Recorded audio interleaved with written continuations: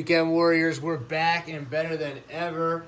It's week 10. I promise you guys, last week was kind of a short podcast. This week, coming back into a full force.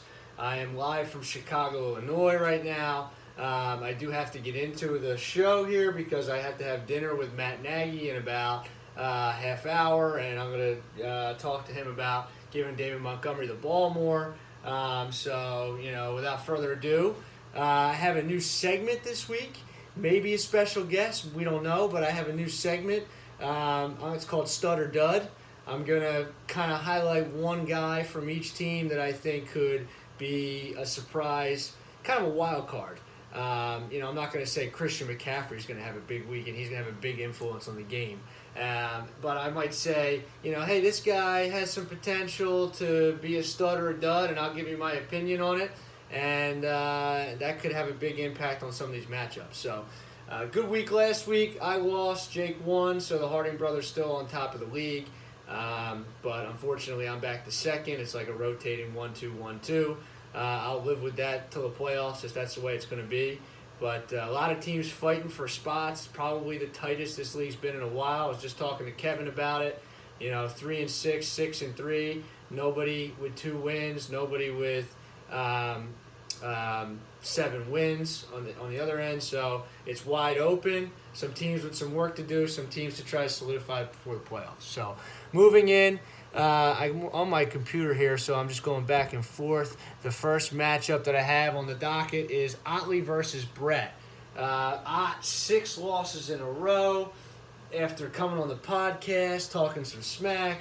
Can't believe he lost 6 in a row. He's got a lot of points scored. He's got the most points against. He's the first person to tell you about that stat.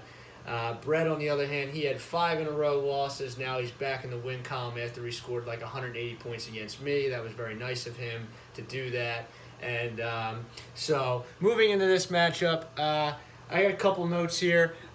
Ott's wide receivers went from being pretty solid with T.Y. Hilton and Adam Thielen, and then a kind of cast of characters. Now he doesn't have those 2 guys. So his wide receivers are kind of yuck right now. His number 1, I guess, is John Brown, maybe Calvin Ridley, maybe Golden Tate. You pick a number 1 out of that crew and tell me who you think it is. Brett, on the other hand, another cast of characters, I guess you could call some underperformers. Le'Veon Bell, questionable. Right now he's got A.J. Green in his lineup. I would call that optimistic. He might change his name to Optimistic Bearded Parrot if he plays. So, a lot of question marks, a lot of guys that, had some potential this year. One guy that I'm going to pick for my stud or dud that had potential this year and hasn't performed is Odell Beckham Jr. Odell Beckham Jr., I have him in another league. I think I drafted him over Michael Thomas in one league, which was probably the biggest blunder of my draft in that one. He has not been good. He hasn't. I don't know what wide receiver number he's on the league. I'm a little limited I don't have my iPad with me, but this week, let's look at his matchup. Odell Beckham Jr., he plays Buffalo. Not a great matchup. Tre'Davious White is in Buffalo. I actually am going to go out on a limb, and I think Odell Beckham Jr. is going to be a stud this week. And what do I mean by that? I mean that he's going to score a touchdown, and he's going to have probably 75 yards. He's not going to be Odell Beckham Jr. with 200 yards and 2 touchdowns like he used to be. But I think he's going to get the ball this week, and I think he's going to score. And I'm going to take Brett to beat Otley because I promised Otley I wouldn't pick him again until he wins a game, and that hasn't happened since September, I don't think. So going to go with Brett to get a win over Otley here, and Brett maybe make a little playoff push, and that would pretty much eliminate Otley at this point. So we'll see what happens. Moving on to the next week, we have CT, or next week I say. Moving on to the next game, we have Jake and CT. Jake, a little bit on the decline maybe. I mean, he has Christian McCaffrey, who is a force, but his number 2 running back is Austin Eckler. Jake kind of said it himself that he, after Eckler's kind of come back to earth with Gordon being back, that's really hurt his team a lot. His wide receivers are equally as mediocre, I guess you could say. Now, Jake does have Fournette, by the way, but he's on bye. So, Jake has Sutton. He's been good. He's probably his number 1. It's definitely not Juju right now. And he did acquire Allen Robinson. So, I mean, he has a solid cast of wide receiver twos. And McCaffrey's kind of carrying them. Chris, on the other side, all of a sudden, big win over Pearson. With Saquon not doing very much at all, without Mahomes, he's really been riding Mike Evans. He's been riding the San Francisco running backs with Breida and Coleman. They both scored like 15 points total Thursday night, and Chris still beat Pearson by 30. This week he gets Patrick Mahomes back, and Saquon, he's going to have a much better week this week. He's playing the Jets. Look out. Chris is one of my dark horse teams to come out of the grave and make the playoffs. You heard it here first.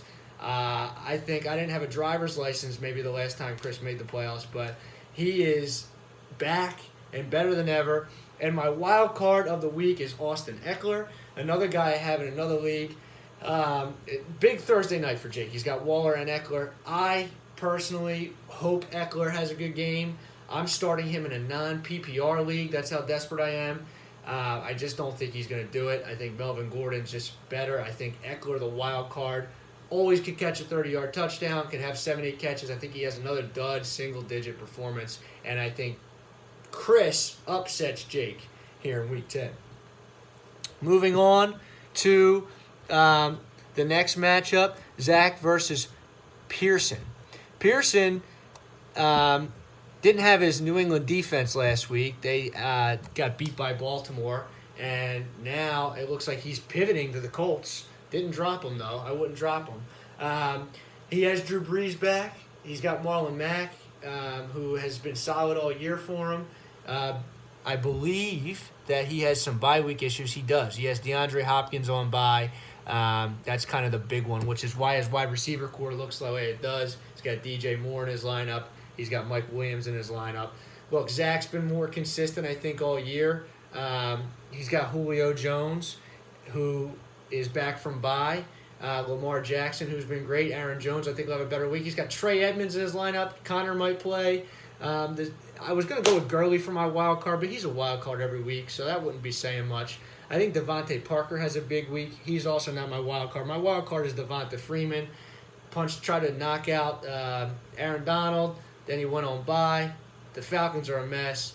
Freeman, you picked him high. Pretty much have to play him with your bye week issues. I think he's a dud this week. Maybe that's not saying too much, but I think that he's a dud, and I think Zach beats Pearson here in a week where both teams need a win. By the way, just a quick side note, Turnersville Sportsbook 30-15 on the season. So if I do pick you to win, you got a 2-1 shot to win. I went 3-2 last week. Moving on to Kevin versus Terry, 4-5 versus 5-4. Kevin, I think Pearson have been trying to make a trade all week. Kevin texts me that PP's crazy. PP texts me that Kevin's crazy. So it's like putting two monkeys in a cage and watching them fight. I don't know who's going to win that battle, but needless to say, I don't think a trade is going to happen. Look, Kev's got wide receivers. This is another team that I'm scared of, and I hope he stays below in the standings. You got Michael Thomas, Chris Godwin, Tyreek Hill, and Julian Edelman. I mean, there's some of the trades he made. Might have made him weaker at running back, but he's still got Melvin Gordon and Josh Jacobs. Picked up Daniel Jones this week at the Jets. I think Kev's got a lot of firepower this week. Terry, he's been solid all year. He's got Zeke. He's got Chubb. Chubb might take a hit with Kareem Hunt. That's a question mark for me. Kyler Murray does have a good matchup. He does have Kenyon Drake in right now. I think DJ's going to play. My wild card of the week is Stephon Diggs. No Thielen. He had a bad week last week, Diggs, even when Thielen went out. I think Diggs has a big week this week for Terry, but I don't think it's enough to beat Kevin. I'm going to pick Kevin here to win. And my last matchup here is myself versus my dad. I think it's going to be the default matchup of the week. Rivalry week. You're all playing the team that you played week 1. A lot has changed since then, obviously. My dad's team rode the wide receivers from Seattle. They were the wide receiver 1 and number 3 on the week last week. Pretty neat that they're both on the same team, and he got a big win last week. Hopefully they come down to earth a little bit more this week. He gets Mixon back from bye. Keenan Allen Thursday night. I got Keenan Allen in another league. He's been disappointing. Let's see if he gets back to playing well.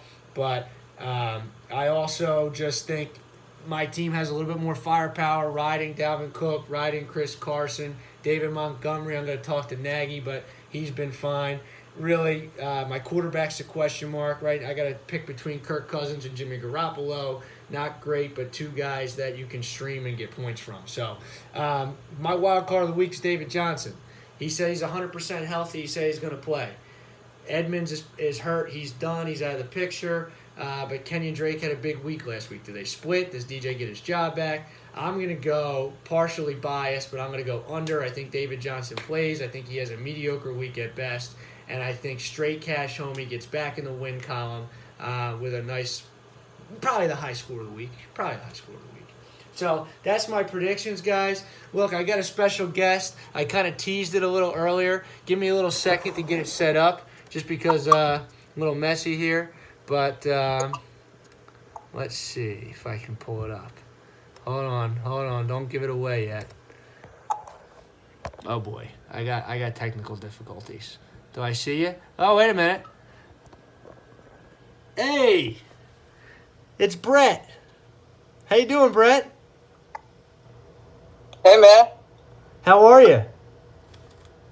Good. I can barely hear the echo on my end's horrible, but other than that, it's fantastic. Okay. Well, so here's what I'm going to do. You're the defending champion of this league. Can you hear me okay now, Brett? Yeah, it sounds like you're speaking like a tin can. Perfect. Tin can. Now, All right. We're going to set this up. So, Brett, defending champion of the league. You got a big win over me last week. How are you going to – what's going wrong for you this year, man? You got 3 wins. You're kind of middle of the pack in points. It just hasn't gone the way you wanted it. Tell me what's going on for you this year. yeah, I mean, a couple tough losses. I had 2 losses where I was the second highest score in the league. I had another loss where I lost by a point because Adam Gase is a jackass and doesn't know how to use Le'Veon Bell. And I lost another week to Chris T by like 5 points where 2 of my receivers got hurt. Amari Cooper and Josh Wooden both got hurt in the first quarter that week. So, yeah, it's like 4 losses right there that were kind of sucked. But, you know, my team's not nearly as good as it was last year. That also does not help. Okay. So you got a chance to be back this week. You play Otley, who I said is having some trouble. Do you think you're going to win this week, and who's going to put you over the top? Yeah, I mean, as long as my dudes play, Le'Veon Bell's questionable. Cooper gets a new injury every week, which is fun. AJ Green's been a great cheerleader this year. Yeah, I don't even know who the hell I'm playing at flex, but yeah, if Russell Wilson and Derrick Henry play well, then yeah, I got a hell of a shot. It's like trying to figure out how I'm going to make the playoffs. I'm like Charlie Kelly looking for Pepe Sylvia over here, trying to map out all my different scenarios and figure out who the hell to play to make the magic combination work. Pepe Sylvia. That is pretty much how it is. So, do you have a thought this week as to, okay, you got Otley, who's going to do it for you? I picked my stutter dud. I said OBJ was going to have a big week. Who do you think's going to put over the edge? I know you don't know who's going to play, but do a little foreshadowing. The fact that San Fran defense has been good, I think that game's going to end up Russell Wilson's going to have to throw a lot. Anytime there's a close game, he seems to always have to throw a lot. And, coming off a 40-point performance last week, I don't think he disappoints. I think he can get somewhere similar to that. Maybe not 40 points, but a nice 30-point effort from Russell Wilson won't hurt. Yeah. He's carried you all year. He's been your guy. And I got to tell you, watching that game last week when Chris Carson tried to get him in from the goal line and Russell Wilson just kept throwing him in, I mean, that's what he's been doing. He's probably the MVP so far this season. So, do you have any words for Otley or the rest of the league? You're still not out of it. Can you come back? Oh, absolutely. I can. Otley took me to one. He scored about 190 points. I don't know if he scored that much since then. But, yeah, I'm coming for that revenge. And, yeah, the rest of the league, I'm not giving up. Last year's champion. I'm still the champion until I'm eliminated, so I'm going to keep playing like that. All right, Brett. Hey, we respect you as the champ. You're still the champ for at least a few more weeks. You're not eliminated, so good luck. And kick Otley's ass for us. Oh, absolutely. He's dude. All right, guys. That's the predictions in the books. Live from Chicago. Commish out.